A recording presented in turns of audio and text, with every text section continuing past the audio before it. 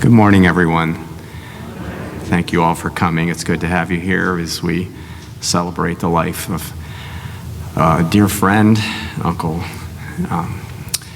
and beloved brother, Tom Riethof.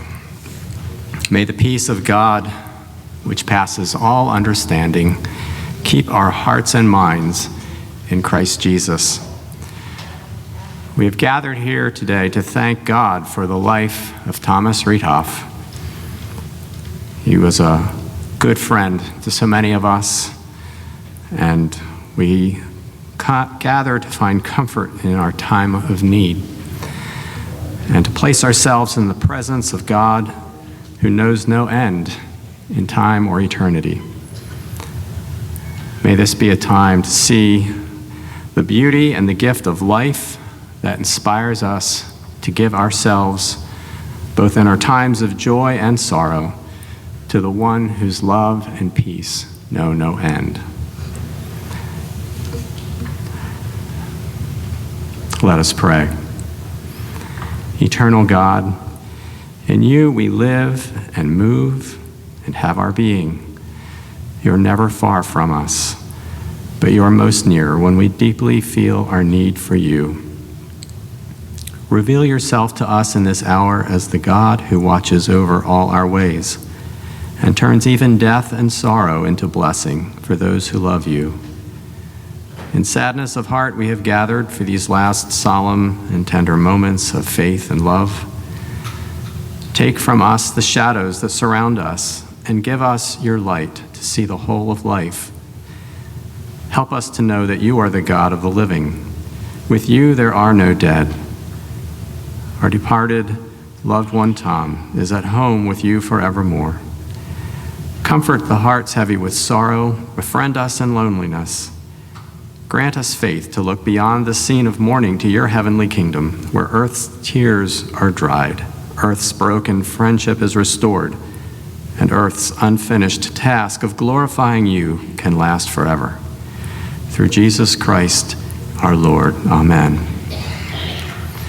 Join with me in our first hymn, Great is Thy Faithfulness.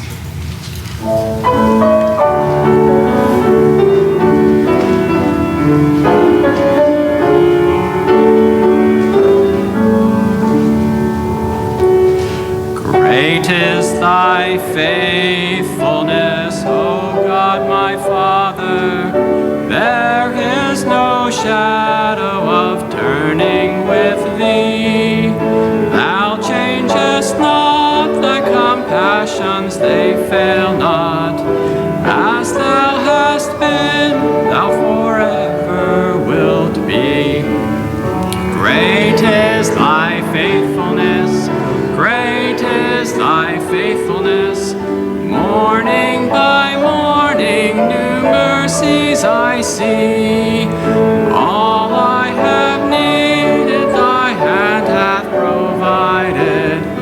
Great is thy faithfulness, Lord, unto me. Summer and winter and springtime and harvest, sun, moon, and stars in their courses above, join with all nature in manifold witness to thy great faithfulness, mercy, and love. Great is thy faithfulness, great is thy faithfulness. Morning by morning, new mercies I see. All I have needed, thy hand hath provided. Great is thy faithfulness, Lord, unto me. Pardon for sin and a peace that endureth, thine own dear presence to cheer and to guide, strength for today and bright hope for tomorrow, blessings all mine with 10,000 beside. Great is thy faithfulness, great is thy faithfulness, morning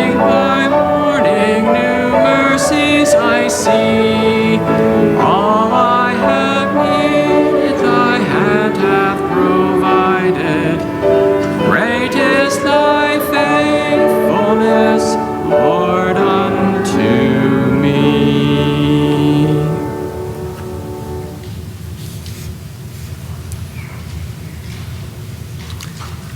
Hear now the words of Psalm 23. The Lord is my shepherd, I shall not want. He makes me to lie down in green pastures.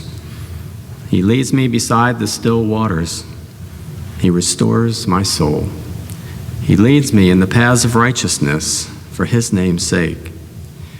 Yea, though I walk through the valley of the shadow of death, I will fear no evil, for you are with me. Your rod and your staff, they comfort me. You prepare a table before me in the presence of my enemies. You anoint my head with oil.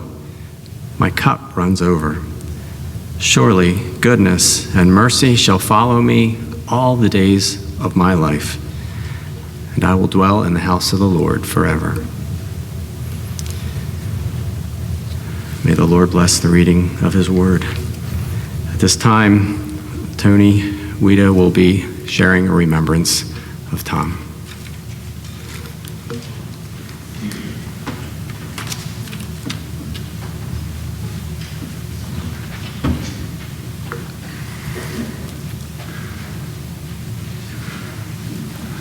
Well, good morning, everyone.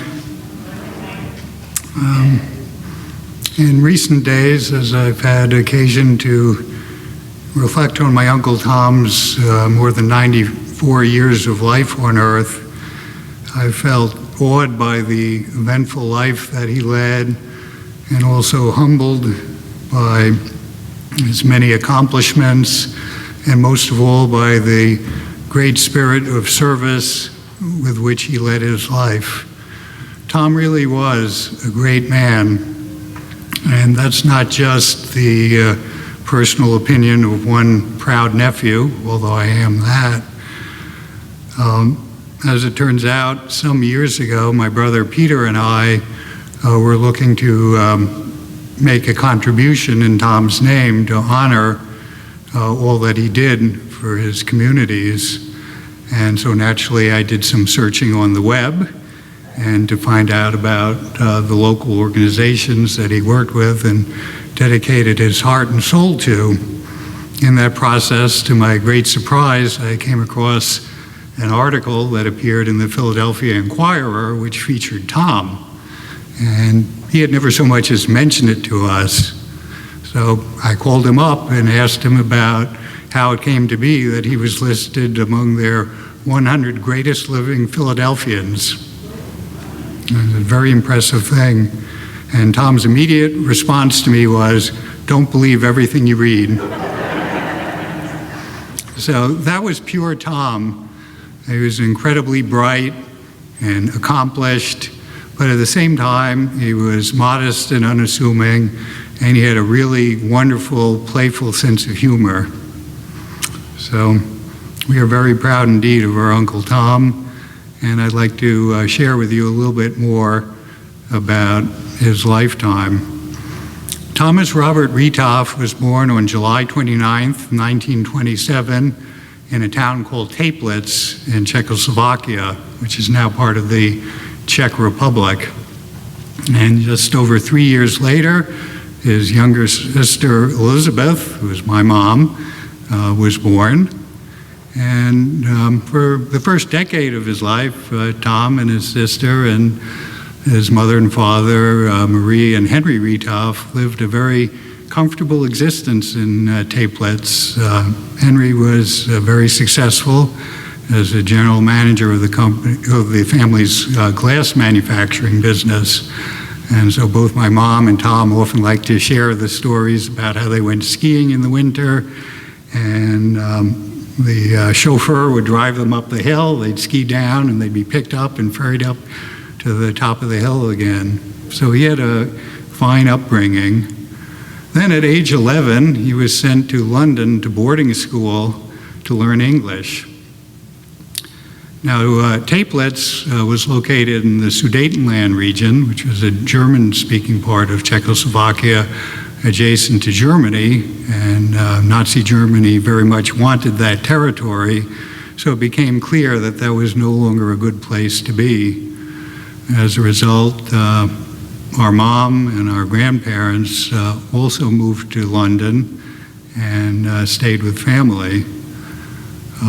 During the war, of course, there was a bombing of London, and Tom was relocated with boarding school to the countryside in the Lake District.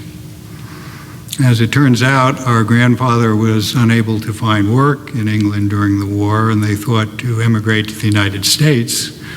However, visas were not possible to come by at that time. And meanwhile, Tom's uncle and aunt had settled in Quito, Ecuador, of all places. Ecuador is a small country on the west coast of South America.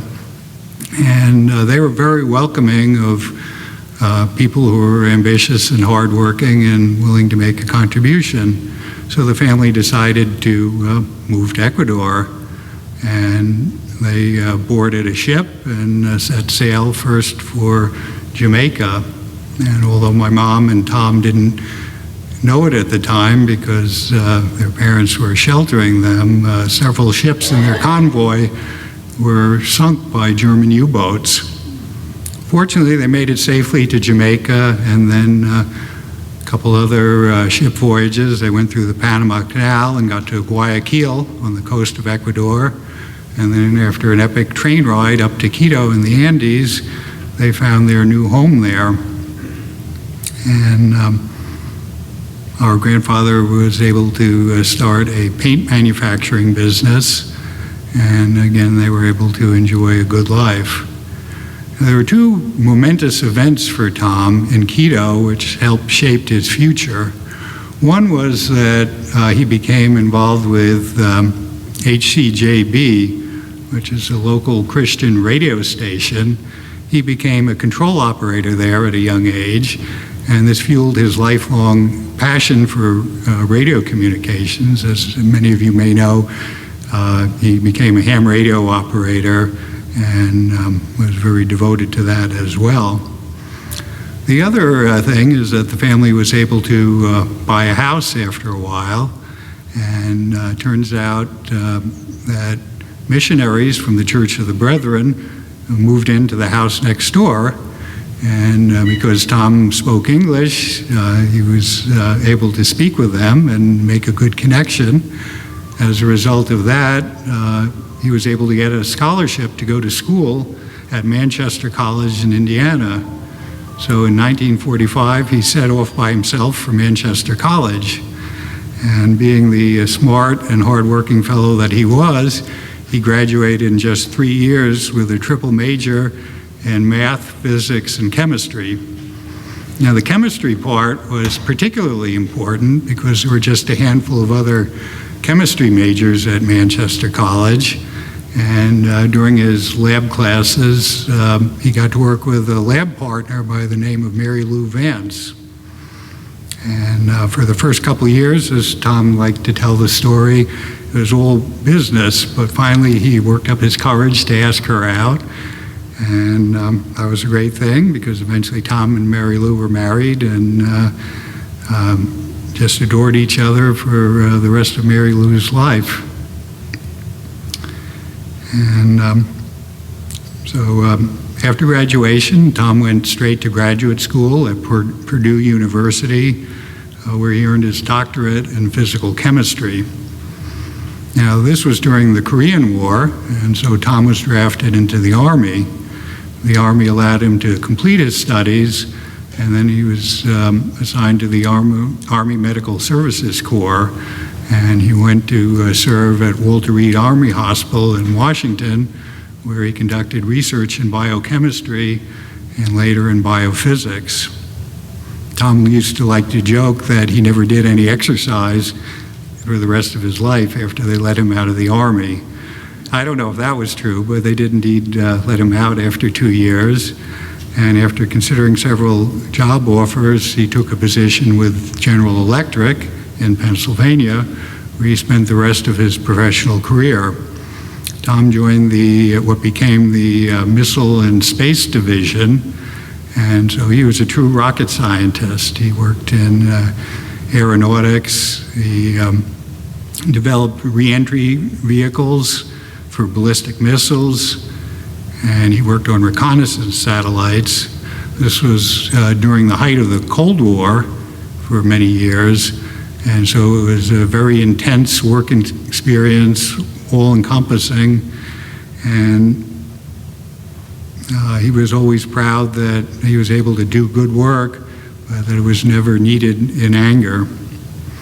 Later in his career at General Electric, he moved on to remote space-based sensing technology, using satellites to examine the Earth and the atmosphere in order to do scientific research and benefit humanity. So that was a great thing as well.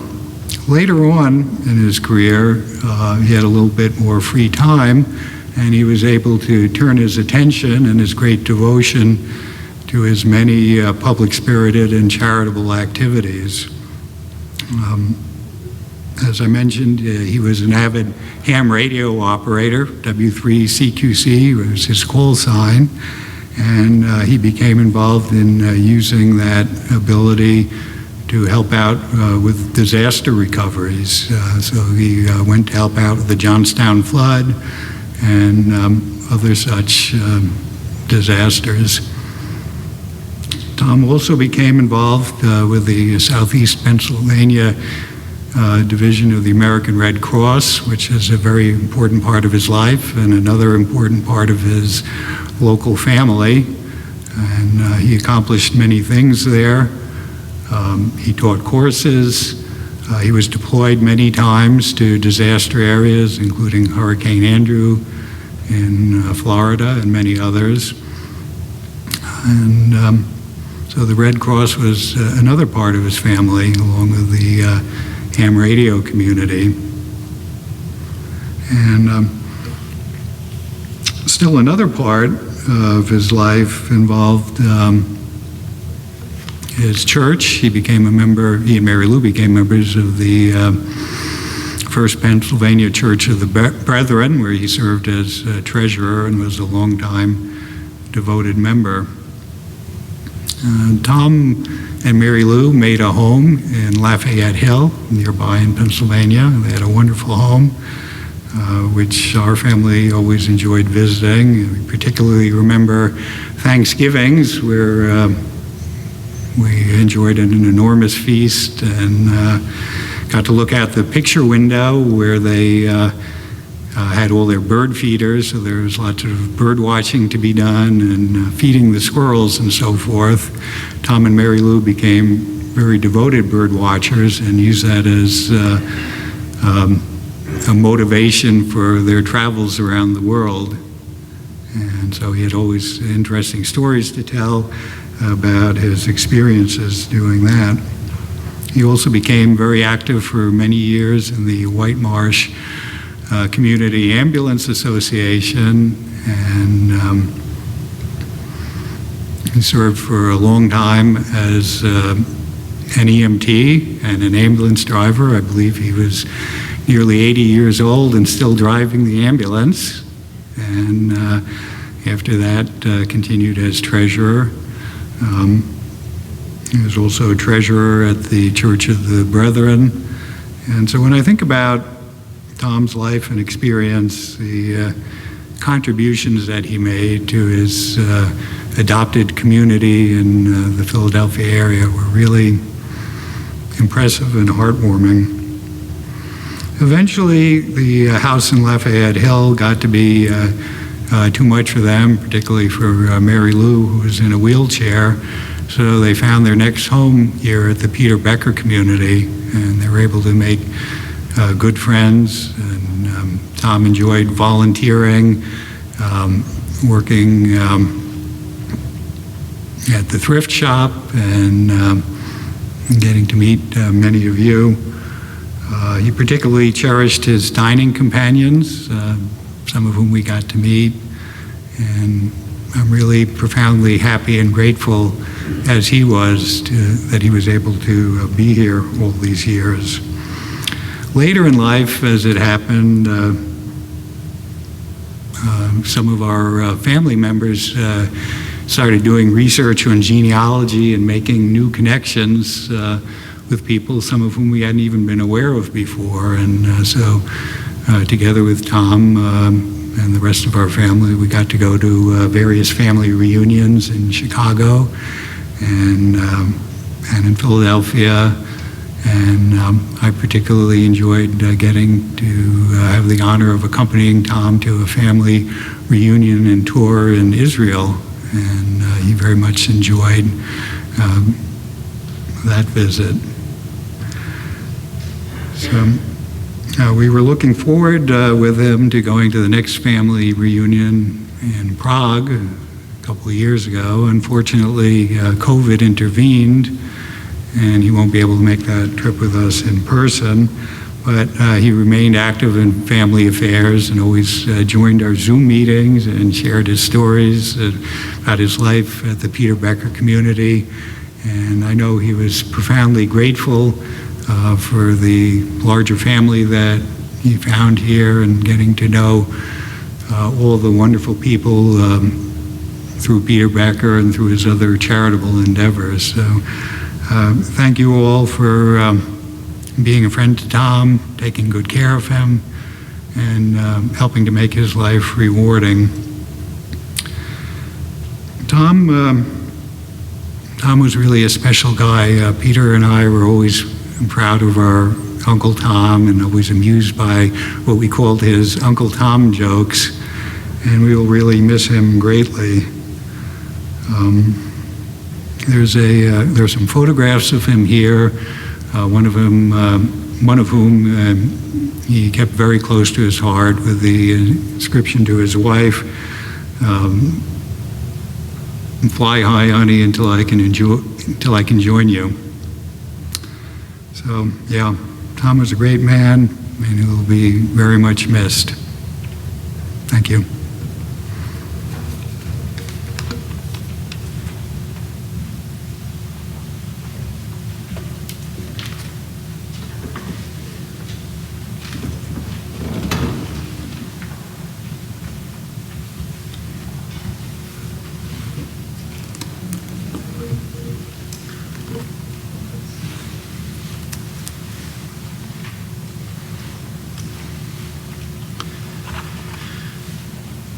From John chapter 14, the first 6 verses. Do not let your hearts be troubled. Trust in God. Trust also in me. In my Father's house are many rooms. If it were not so, I would have told you. I am going there to prepare a place for you. And if I go and prepare a place for you, I will come back and take you with me, that you may also be where I am. You know the way to the place where I am going. Thomas said to him, Lord, we don't know where you are going, so how can we know the way? Jesus said, I am the way, the truth, and the life. No one comes to the Father except through me. If you really knew me, you would know the Father as well. From now on, you do know him and have seen him. And from 1 John chapter 4, verses 7 through 12. Dear friends, let us love one another, for love comes from God. Everyone who loves has been born of God and knows God. Whoever does not love does not know God, because God is love. This is how God showed his love among us. He sent his one and only Son into the world, that we might live through him. This is love, not that we loved God, but that he loved us and sent his Son as an atoning sacrifice for our sins. Dear friends, since God so loved us, we also ought to love one another. No one has ever seen God, but if we love one another, God lives in us, and his love is made complete in us. Would you pray with me, please?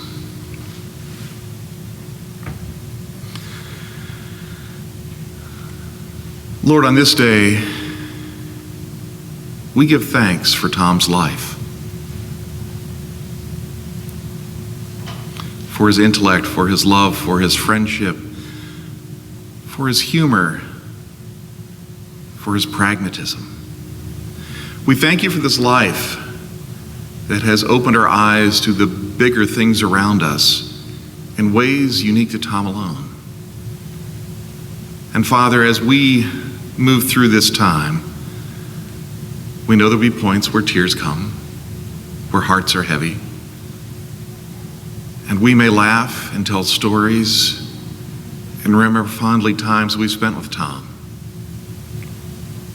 In all of this, we give thanks for this rich gift you have blessed us with.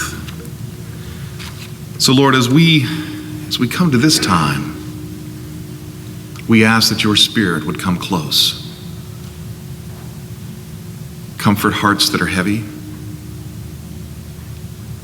helping to recall memories that are dear, that we might enjoy in this time, remembering the gift of Tom. Please pray with me the Lord's Prayer. Our Father, who art in heaven, hallowed be thy name. Thy kingdom come, thy will be done, on earth as it is in heaven.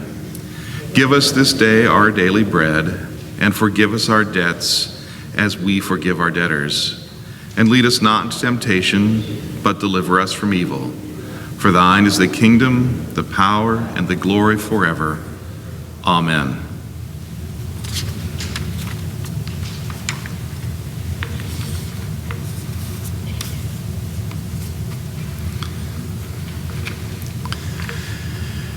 I have the privilege of starting the sharing time.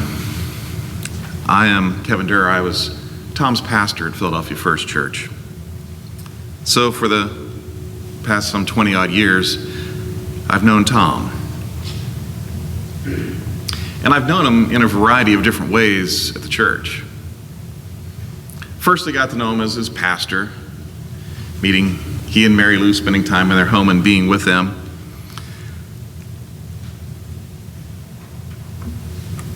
But I also learned to know him as the church treasurer.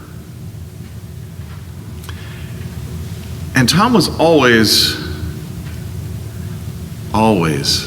aware of what was going on in the church.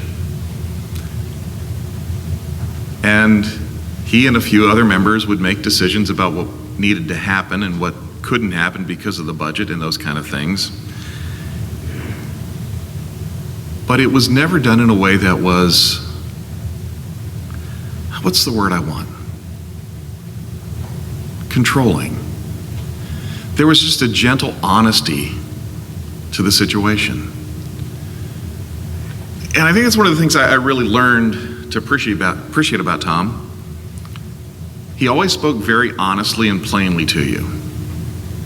And it wasn't harsh, but it was genuine and it was clear. I never had a question about where I stood with Tom. Now, I can't tell family stories very well. Thank you. I learned a lot about Tom today. And every time I interact with Tom, I learn something just a little different, something new. Over the last 6 months or so, there was a refrain that I kept hearing from Tom, and that was, he was very much looking forward to being with Mary Lou, seeing her again. The other was his concern for the church. Now, as I said, I knew Tom in several ways as pastor. First as a member, then as the church treasurer. But he and Walter and I often went to district conference together. And Tom and I had many conversations about the future of the church. Not just the local church, but the regional church or the national church or even global. He was concerned about it. It was very important to him. In fact, our adult Sunday school class recently started looking at a book called Positively Irritating. And it's really all about how the church can look at the future and interact with a world that's very much different than what it was 50 years ago. And he was very excited about this book. Of all the members of the Sunday school class, he bought it, read it, and digested it before anybody else had. And he was very excited that we were looking at this. So over the past 6-8 weeks, Tom was asking me about our conversations around the book. And it just really talks about one of his concerns and loves, and that was the church. As I mentioned, the other thing that he said to me quite a bit was that he was really very much missing Mary Lou. And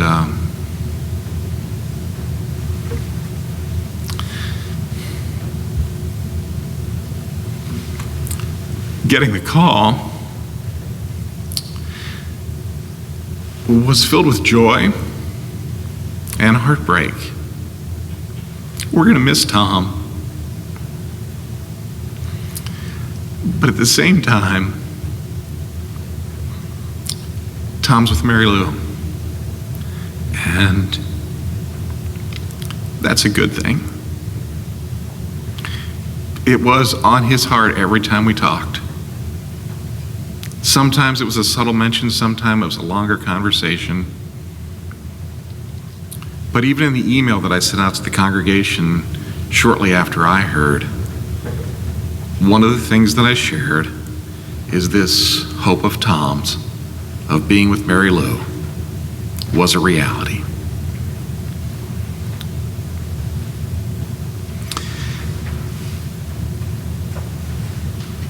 So I would just like to close with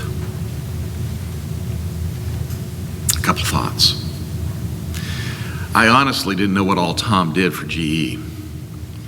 And I know that some of the things that he did, he wasn't allowed to talk about.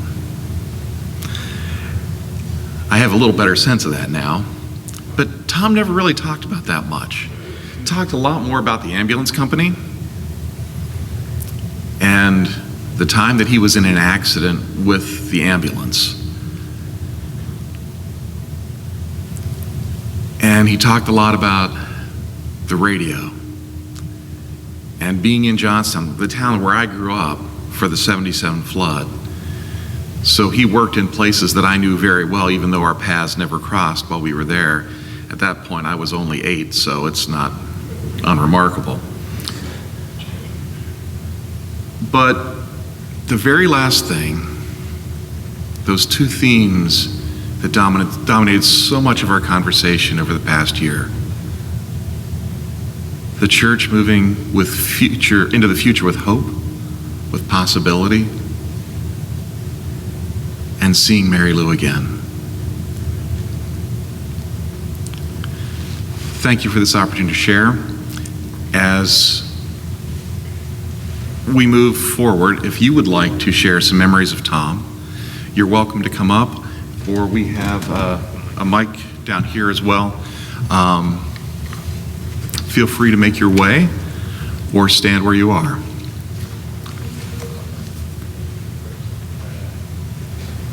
Testing. Go ahead. Yeah, hello there, everybody. I'm Peter, Tom's other nephew besides Tony. Tony did a great job of telling you all about Tom's life.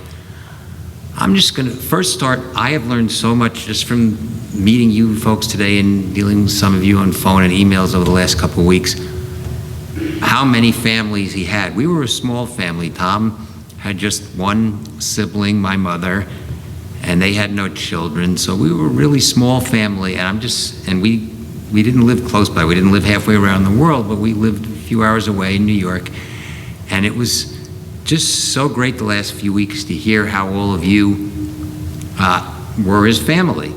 I mean, he lived here and he developed all these new families, and it's just so great that you've been here for him all this time. Some of you 60 years, some of you probably much more recently. And something I've also learned, first of all, I want to mention the photo on your program. I believe it was Merlin who pointed out that Tom has a mischievous or mischievous look on his face there. And I'm just getting hints, I don't really know yet, but I'm getting hints that all of you were familiar with his style of humor. There's been some reference to it before, that he's a very serious man with a serious career, including some top secret stuff he couldn't talk about, but he loved to kid around. And I'm just getting a sense that a lot of you knew that side of him. But as my brother alluded to when he mentioned the Tom jokes, they were actually Tom jokes and Tony jokes and Peter jokes, because we just learned that from him. And even though some people say puns are the lowest form of humor, not in Tom's opinion, not in my opinion, not in Tony's opinion, my favorite of his actually of recent times was we visited, the last time we could visit on July 4th, Tony and Tom and I were sitting in his apartment trying to top each other. I'll call it, say, one-upsmanship or pun-upsmanship. And Tom christened the day Independence Day. And I just love that playfulness of language. You know, again, very serious, accomplished guy, but he was also a lot of fun. And actually, because my parents didn't really participate in this, Mary Lou didn't. My mother and Mary Lou were sort of, would pretend to be outraged by the puns. My mother would say, ouch, which this was, I don't know directly, but I'm pretty sure this is something she must have learned from her mother reacting to her father and Tom's father, or my grandfather, that every time one of these puns came out, she would go, ouch. But she enjoyed them, Mary Lou enjoyed them, Tony and I enjoyed them, our father enjoyed them, and this playfulness of language had really led to me becoming an amateur songwriter for decades now, because I just love to put words together in playful ways, and I'm very thankful to Tom for that, in addition to all his other accomplishments and just being a great uncle and a great friend to all of you. And so thank you very much. Yeah.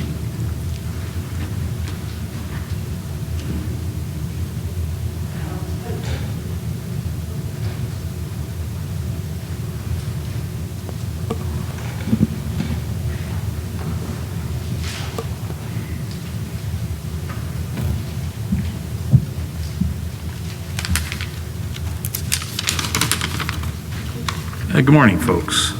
My name is Tom Nolan. I was one of Tom's ham radio friends. As a matter of fact, we met maybe 10 years ago, something like that, through ham radio. And I have to say that it has been very much of an honor and privilege to get to know Tom over the years. And when we first, I'm Tom and he was Tom, so we had to figure out, when you're dealing with ham radio, who's who.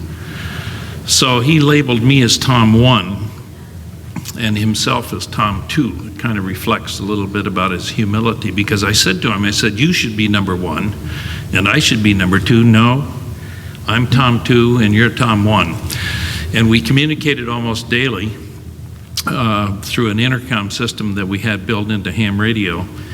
And I would talk with him almost every day, and it was Tom 1 and Tom 2, and Ron Cohen is here with one of his other ham radio friends that participated in that as well. So it was fun getting to know Tom over the years, and thanks, Tony, for filling in a lot of the gaps. It was interesting to hear his background. I used to help him with antennas in his apartment. He could only have certain types of radios in his apartment because the restrictions on putting antennas up, although he had a couple.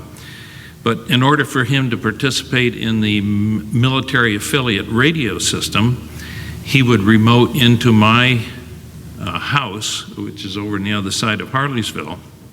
Thanks to the internet, he was able to remote in and operate radios to participate in the Mars system, as actually Ron Cohen does to this day. We once actually tried to set up an HF radio station here over in the building where he lived. That was interesting. We actually created a ham radio club here, and the call sign is K3PBC for Peter Becker Community. So we set up a transmitter.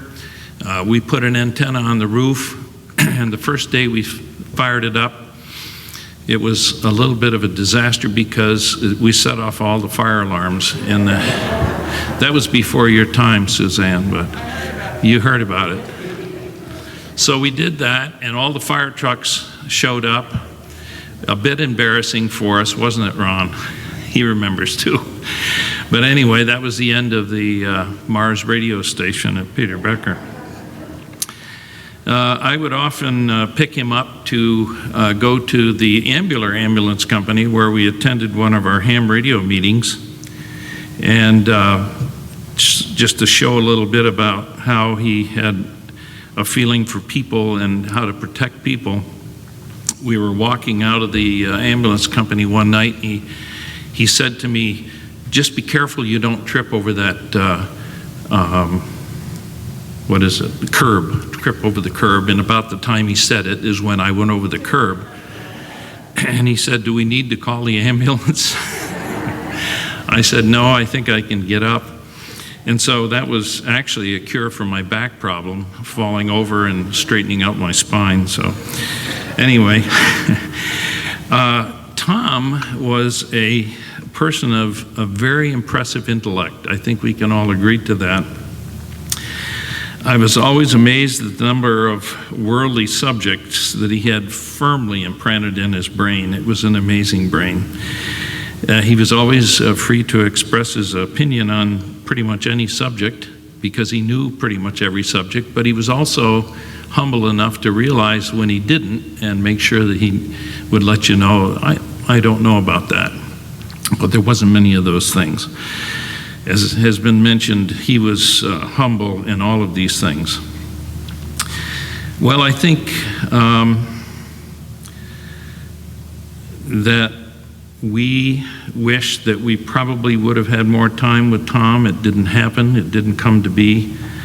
So I think at this point, all I can say is, Tom, too, rest in peace.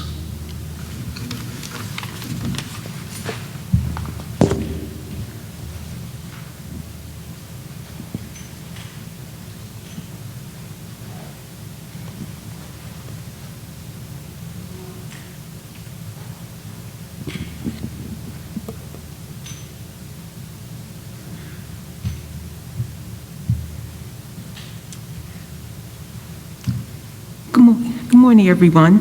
Or good afternoon. I'm going to take. My name is Janice Winston, and on behalf of the American Red Cross, I want to thank Tom for his 42 years of service. I want to say a little bit about the man who touched my life and touched many lives in this room, particularly the people who are here from the Red Cross. People who worked with him back in the 2000s on what we called the bridge, where we did emergency messaging to our military for the families who were having crisis at home and wanted to get messages to their soldiers' command. Tom was just a wonderful person, a light, a shining star, a person who shared his wisdom with all of us. In anything that he was doing in the Red Cross, he was more than willing to just be that person, that mentor that made everything go well. I want to share with you three things about Tom, three different times in my life and in the Red Cross. His disaster action team members are here, and Tom would respond to disasters. On the bridge, what we called the bridge, there were three people, me, Tom, and Carol. And a man named Bill Yancey made three figurines. And this one was Tom.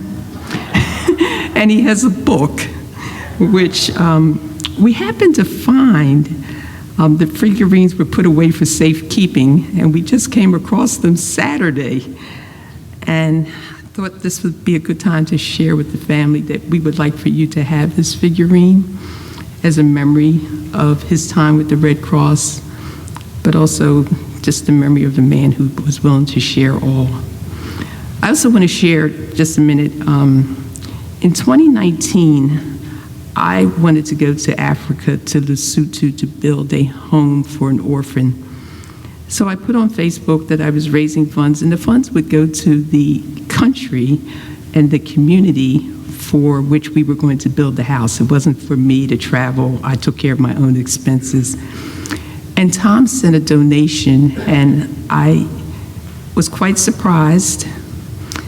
And I said, Tom, are you sure? And he said, yes, I love Habitat for Humanity. So his spear of humanitarianism went further than just the Red Cross. And then in January 3rd on 2020, I got my ham radio license. And when I told Tom, he was so happy. In some kind of way, he knew. And he shared with me a lot of wisdom of being a ham radio operator. I'm not there yet. I still just have a handheld. But because of him, I really took an interest in the hobby. And he spent an hour with me on the phone explaining all of the things that I needed to do to get started. So I just want to say in closing that Tom was a volunteer with the American Red Cross. He was a light. He gave his time and treasure to us. And we want to say to all of you that we really, really appreciated all that he did for the Red Cross, all the people's lives he touched here and around the world, and that we will always cherish his memory. Thank you.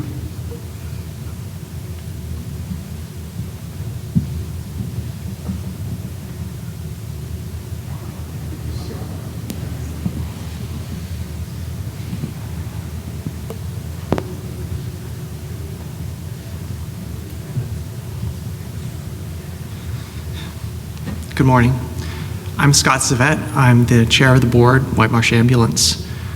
You've heard from Tom's nephews, you've heard from other people in this room what a dedicated volunteer Tom was. I just wanted to kind of paint some more details. Tom was probably one of the most technologically savvy people I know, well into his 90s. I mean, I know that in his last few months when he didn't have access to his home computer, it drove him nuts. Communicating with him via Facebook or calling him was good, but email from his home computer I think was where he really felt the most comfortable.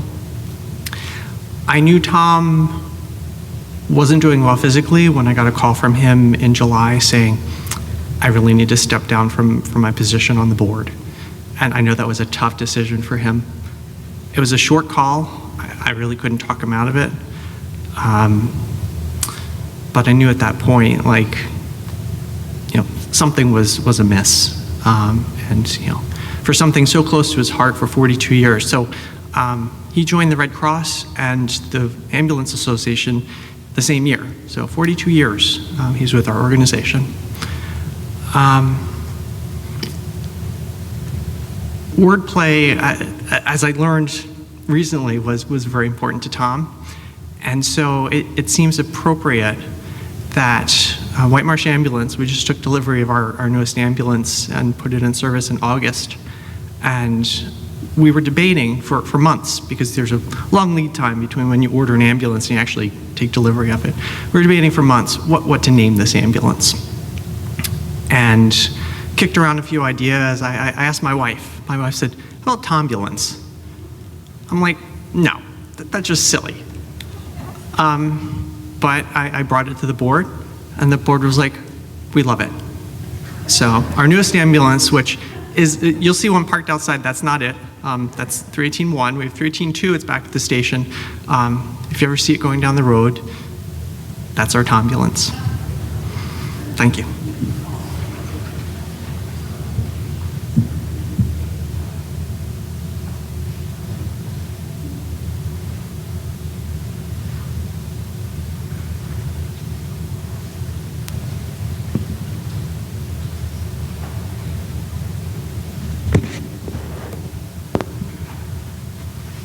Morning. My name is Walt Eckenrode, lifelong member of Philadelphia First. Tom remembers me ever since I was a little guy. Biggest memory I have of him as a child especially is understanding what he was saying with his accents. It's been most difficult for me up to the end, believe me. And I really didn't get to know Tom till this past decade. Really, the first time we drove out to E-Town for a district conference is when we really had had a good conversation. I believe Pastor Kevin was ill that day, so it was just Tom and I. And I had offered it to him the Sunday before, and about, he was nervous about driving all the way out to E-Town. I said, meet us at the church, we'll drive out together. And he called me up later that week and said, I'm taking you up on that offer. He also complimented me on my driving. Another memory I have of him is, also my parents knew him before I was born too, because they were also graduates of Manchester College. And they decided to join the Peace Corps back in the early 70s. And Tom and Mary Lou took a birdwatching tour, or birdwatching safari, out to the Congo where we lived. And they split from the safari group for a week and spent a week with us. And I remember one day Mary Lou asking me, where's my hubby? I've never heard this term hubby before. I didn't have no idea what she was talking about, so she had to explain it to me. So I learned a little bit of English from Mary Lou too. And I got to know him more and more also as I became more active with the property commission of the church, and ultimately chair of the church. So I had to ask him for the right checks for stuff. But he was a good man. I enjoyed him. Thank you.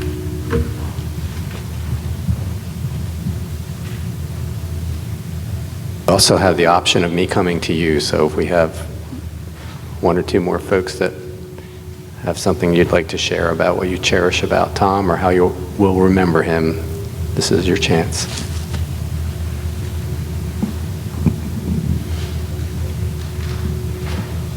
Sorry.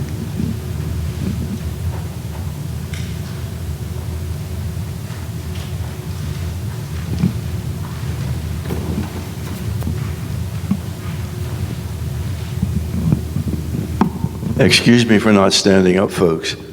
My name is Dan Gallagher. I'm a resident here and a neighbor of Tom's. We lived right across the hall from each other, and Joan and I are here in our 11th year, and from the day we moved in, I've known Tom.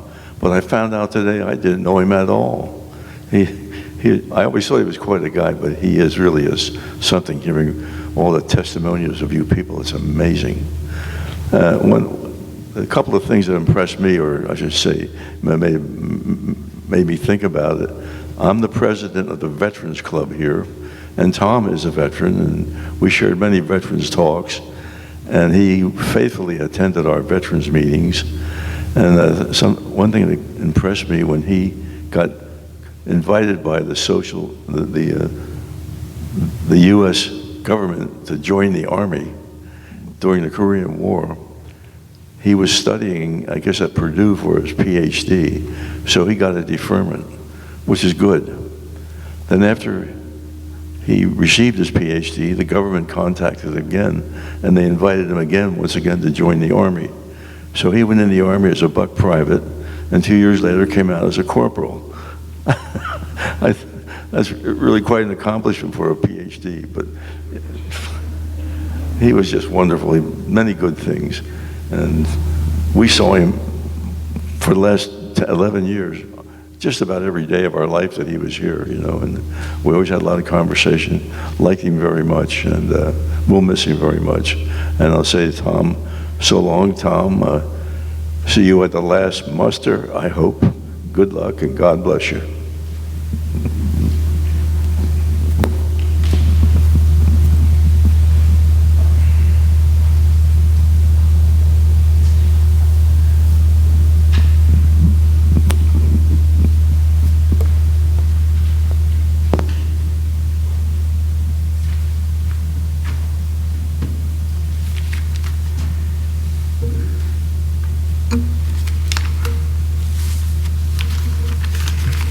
Myself in order here. Thank you all for everyone who shared.